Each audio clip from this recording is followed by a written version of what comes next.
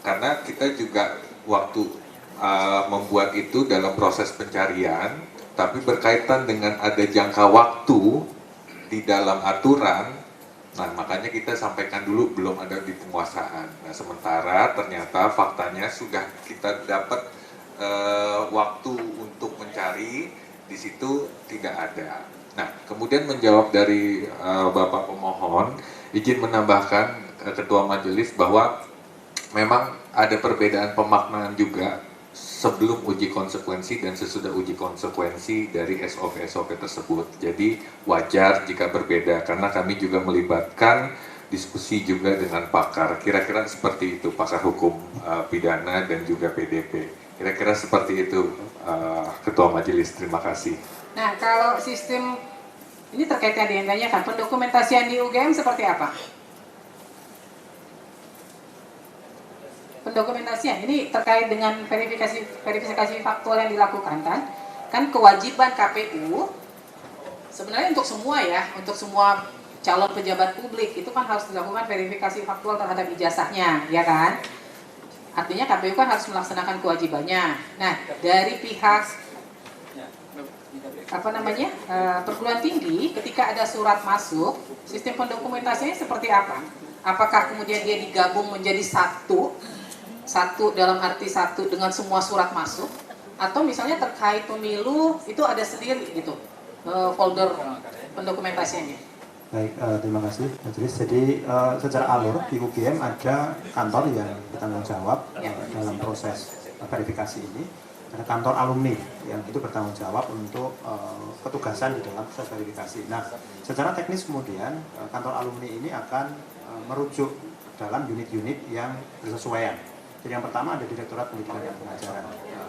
Ketika periode masa alumninya adalah tahun lampau, maka kemudian dengan asumsi bahwa data dan dokumen ini ada dikuasai oleh fakultas, maka pengecekan dilakukan oleh fakultas. Jadi alurnya seperti itu. Saat ini sudah ada sistemnya, permintaan dari mitra ketika ada permintaan verifikasi, sebelumnya ya bersurat. Berarti kalau surat itu dikirimkan ke perguruan tinggi akan merujuk ke atau mendispo ke fakultas yang bersangkutan, ya. Gitu ya. Nah, yang mendokumentasikan suratnya di perguruan tinggi atau di fakultas? Biasanya diterima kalau ke universitas ya diterima di universitas, kemudian selanjutnya diberikan disposisi ke unit terkait. Ke unit terkait. Izin Ketua, tadi menyebutkan alumni, kenapa ya Pak? Kata-kata alumni. Karena kantor alumni. Iya, maksudnya kantor alumni berfungsi sebagai apa di situ, alumninya? Sebagai unit kerja di UGM yang memberikan layanan terkait dengan layanan alumni. apa? Layanan berkaitan dengan alumni. Sampai sejauh mana batasan alumni yang notabene kan secara alumni instansi yang berbeda, tapi dilibatkan. Lalu bagaimana ibaratnya meyakini? Karena tadi kan ada disebutkan bahwa UGM sangat patuh terhadap undang-undang PDP. Bagaimana UGM dalam hal ini melakukan itu pemisahan fungsi terhadap alumni? Jangan-jangan nanti ada data alumni yang lewat, Pak. Ini kan kantor unit kerja di UGM. Betul. Kantor ini tapi di bawah UGM. Tapi orang-orangnya bukan alumni, bukan? Bahasanya saja alumni. Oke, baik. Tadi yang untuk tadi yang data dihitamkan sudah ada informasi dikecualikan ya. Tadi saya dicek, jadi rujukan ya. Kemudian saya ingin bertanya juga terkait dengan dokumentasi. Itu ada beberapa hal kan tadi agak tergelitik tidak didokumentasi gitu ya. Betul ya, UGM tidak didokumentasi.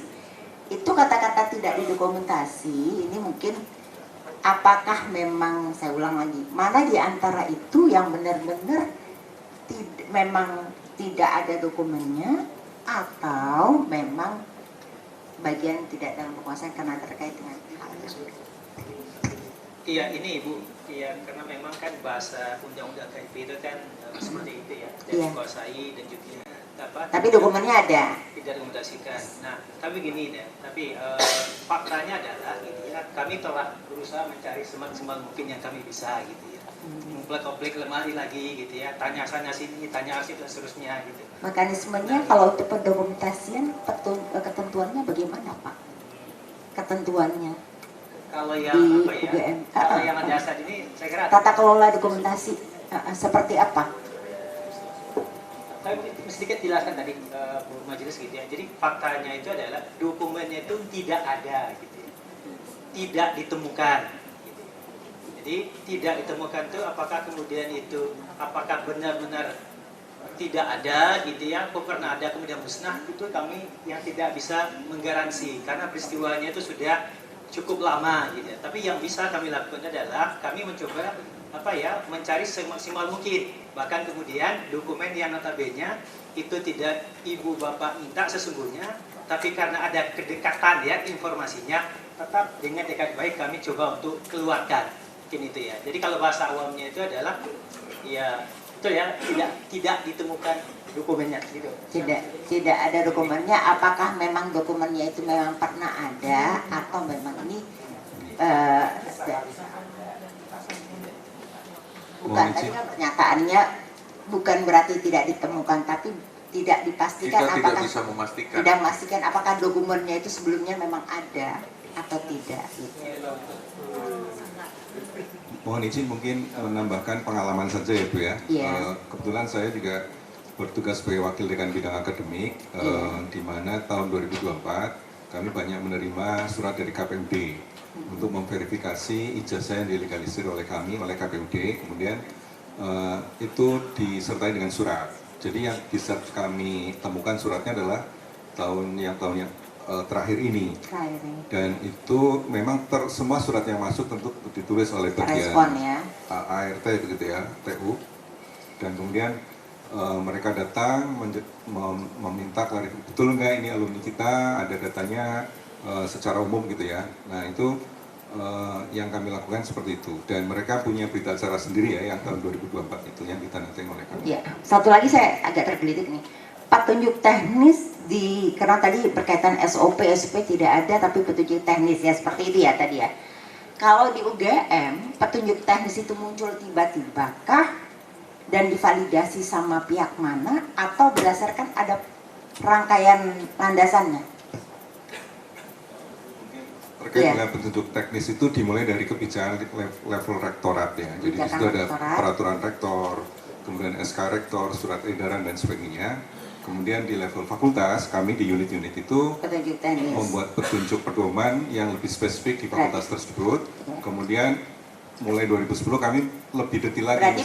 Berarti ketetapan rektor itu ada menyinggung hal-hal yang dituangkan di petunjuk teknis, besarannya. Besarannya ya. Besarannya. Misalnya, dengan kata lain, kalaupun yang dimaksud SOP itu bisa dianalogikan sama dengan, karena kalau petunjuk teknis itu kan mungkin siapa yang punya kewenangan untuk tanda tangan? petunjuk teknis nanti bisa di level dekanat ya. Jadi dekanat. Itu mulai dari misalnya unit jaminan mutu menyusun SOP tentang pembimbingan skripsi. Maka lebih lengkap berarti daripada yang ditetapkan. Pihak pemohon kalau terkait dengan SOP yang dimaksud untuk SOP itu diharapkan seperti petunjuk teknis bisa dipahami. Bisa ya.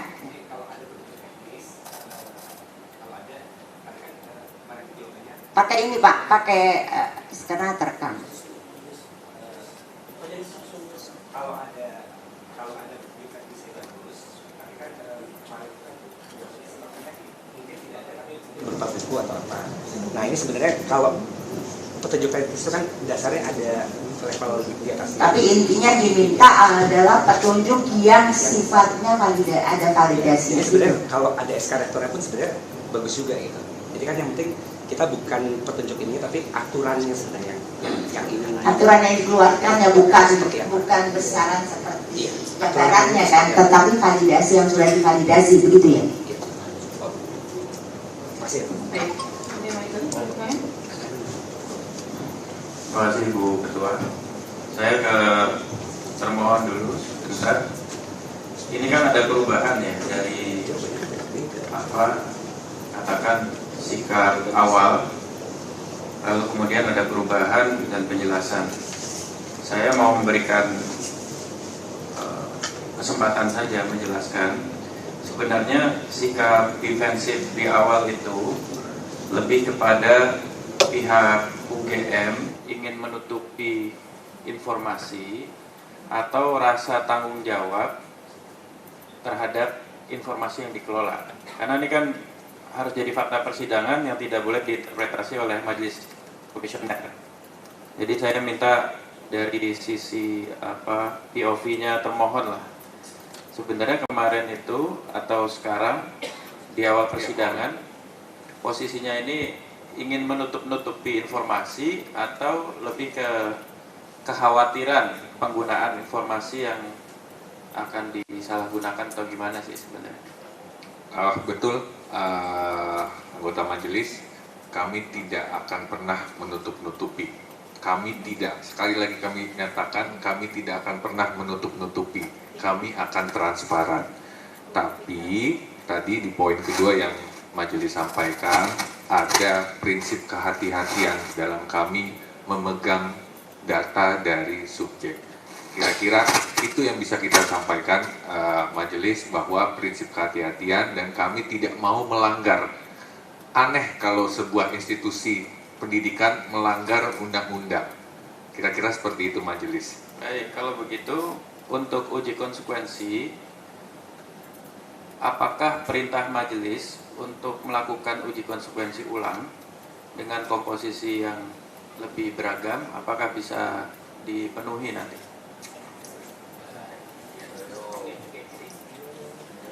Oke, izin majelis gitu ya.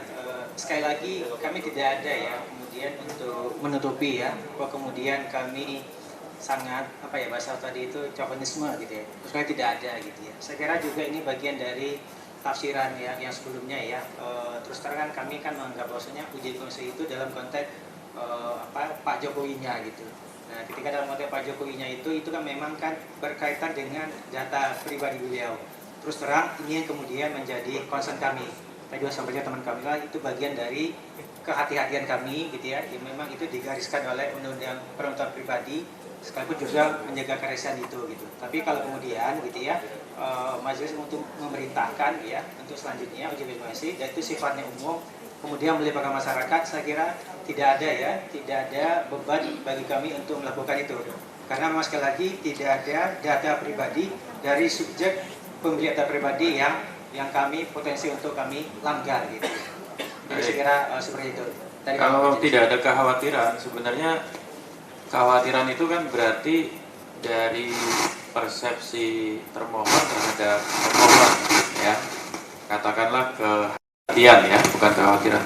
Sebenarnya yang dikhawatirkan atau yang dicurigai atau yang diantisipasi oleh pihak termohon terhadap pemohon ini apa? Sehingga nanti misalnya pun termohon punya catatan, ini kalau kita kasih begini, tolong jangan gunakan untuk apa? Sebenarnya kekhawatirannya apa, Pak? Izin anggota majelis, kami tidak ada kekhawatiran sama sekali. Terhadap pemohon tidak ada kekhawatiran? Kami hanya khawatir kami melanggar undang-undang yang memang sudah ditetapkan, yaitu Undang-Undang PDP.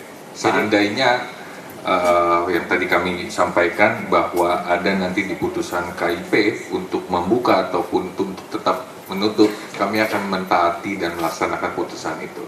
Kira-kira seperti itu. Oke. Nah, terakhir nih, jadi ini kan sebenarnya saya ingin suasana kebatinannya terbaca di fakta persidangan gitulah ya, kira-kira. Sebenarnya pihak termohon tuh tertekan dengan suasana ini ya, suasana isunya ya sebenarnya di awal itu ya. Kenapa kok hati-hati banget, kenapa pihak termohon? Saya kira kalau konteks suasananya mungkin. Jadi katakan, saya kira tidak. Untung harap tenang ya. Tolong ya. Tapi kan ini kan bagian dari, saya kira ini kewajiban ya, kewajiban kami sebagai institusi yang kemudian ya terbawa dalam perkara ini. Tidak mau kan kami harus jalani gitu ya, dengan sebaik-baiknya. Itu yang saya katakan tadi itu dalam proses persidangan dimanapun.